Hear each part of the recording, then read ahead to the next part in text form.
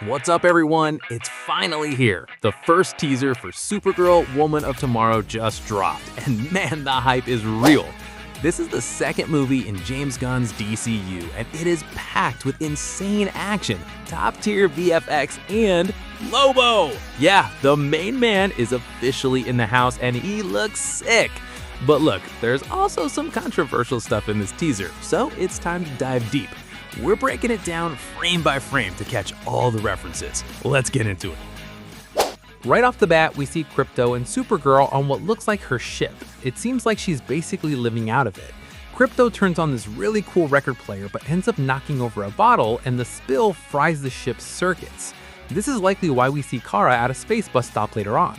It's a direct nod to the comics where she travels with Ruthye, the other lead of the story. The comic is basically a space odyssey road trip, and this teaser confirms the movie's leaning hard into that vibe. Fun fact, the comic never actually shows her catching the bus, but there's a famous variant cover of Kara and Ruthye waiting for one, so this is a great Easter egg. Back to Krypto for a sec, check this out. He's peeing on a copy of the Daily Planet. The headline is all about Superman saving the day at a nuclear reactor, but right next to it, there's a tiny story about Supergirl saving a cat. It's a classic Superman trope, but here, Kara's the one doing the cat in the tree heroics while Clark gets the front page. Very cheeky. Then we see Kara at an alien bar celebrating her 23rd birthday. Small change from the source material. In the comics, she's turning 21, but here she's 23. You can also tell her personality is a bit different from the books. Based on this teaser and what we've seen in the Superman movie, this Kara is way more of a rebel. She's got that don't mess with me energy, which makes sense given the trauma she's been through.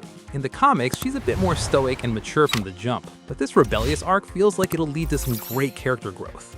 The bar itself is straight out of the first issue. Kara tells Krypto something about being honest not being that hard, which probably connects to her grief. Unlike Superman, who only knows Krypton through holograms of Jor-El, Kara actually lived there. She saw the tragedy go down when she was only 14.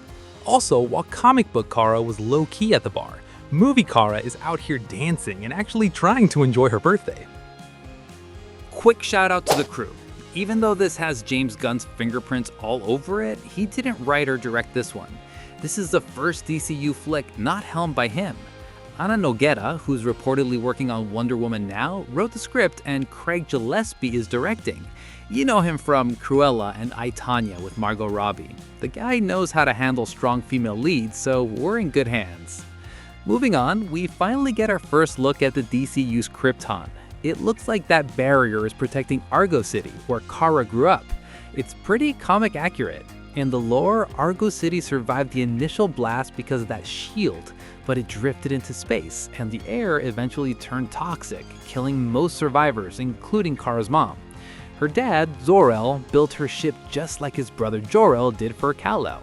It looks like they're following the book closely, but I have a theory they might go even bigger with Argo City. Stay tuned for that in a bit. In those Krypton flashbacks, we see a girl who looks like she's there too, but that's actually Ruthye. She's a co-protagonist on a quest for revenge. We also see Kara in white at a funeral, likely her mother's, which is a huge emotional beat in the comics, and that line, "Krypton didn't die in a day and the gods are not kind?" Chills. That's pulled straight from the pages. The flying scenes look gorgeous. The CGI didn't bother me at all. It looks super crisp. As for the space bus, remember, Kara is weakened because they're under a red sun, a detail teased in the Superman movie. Since her ship is busted, she's stuck taking public transport. Now, let's talk about the bad guys. We see a bunch of mercenaries who might be working for Krem, the main villain. The environments look stellar, but then we see Krem walking through fire. Okay, real talk, his look is kind of a mess. In the comics, Krem of the Yellow Hills is just a basic looking dude, but here they gave him this generic alien design that just feels blah. The actor actually looks like the comic version, so I don't get why they covered him in prosthetics. It's not even scary, it just looks cheap. This is honestly my only gripe with the teaser. Krem was already the weakest part of the comics, so I'm a bit worried he'll be a mid-villain in the movie too.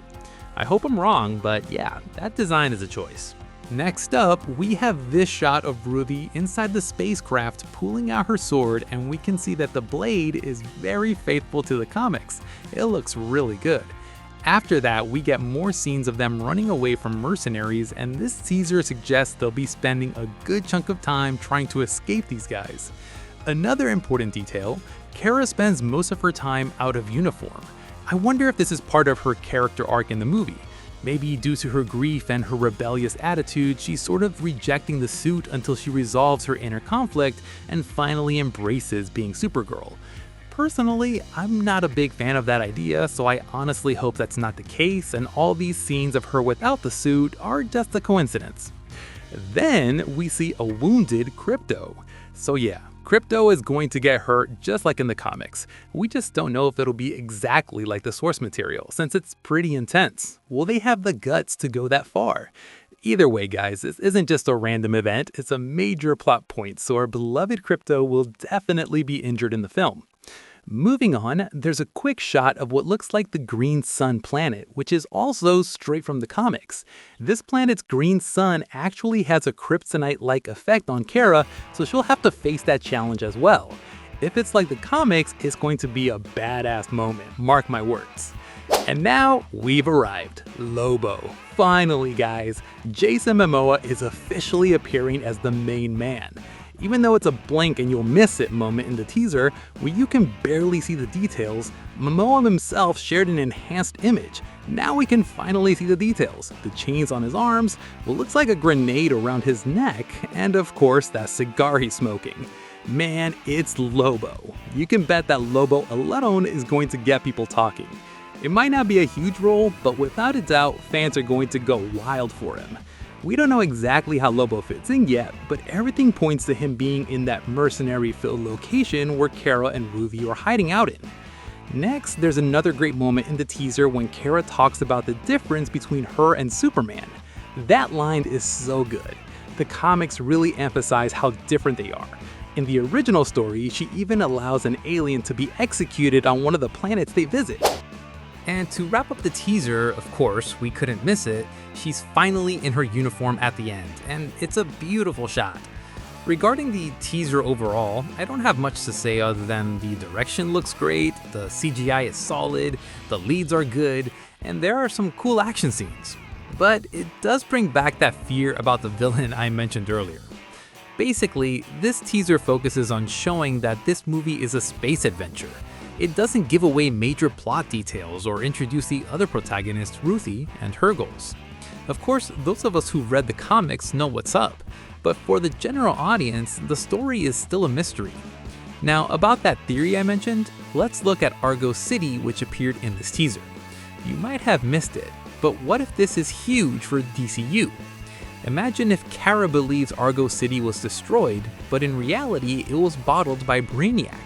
That would be an awesome hook for a Man of Tomorrow movie and a great way to develop the Kryptonian lore.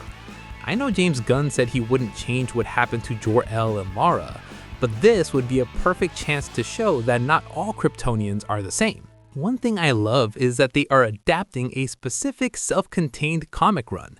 If this movie succeeds, it could start a trend of adapting closed graphic novels, kind of like what happened with Watchmen. You can't fit every single issue into a 2-hour movie. Gunn even said the comic has 5 acts while the movie has 3. But if the adaptation is good, it opens up so many possibilities for the superhero genre, which, let's be honest, is feeling a bit stale lately. Lastly, besides the teaser, there was a short promo clip showing Kara in her uniform wearing headphones.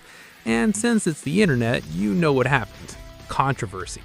People started comparing her to Star-Lord from Guardians of the Galaxy. While the teaser might have a Guardians vibe for some, I don't think that's the case. We only associate it with Guardians because that movie was such a landmark for space sci-fi. In the teaser, we don't even see the headphones, just the record player Krypto turns on at the start. There's no reason to link Kara to Peter Quill just because she likes music. But hey, that's just my opinion. I really want to know what you think about all of this, so leave a comment below. Also, don't forget to subscribe and hit the bell icon to stay up to date with everything DC and Marvel. Oh, you thought I wouldn't talk about Marvel anymore? I'm already working on videos about Spider-Man and Avengers Doomsday, so stay tuned. I'll be back soon with more DC news because the last few days have been packed.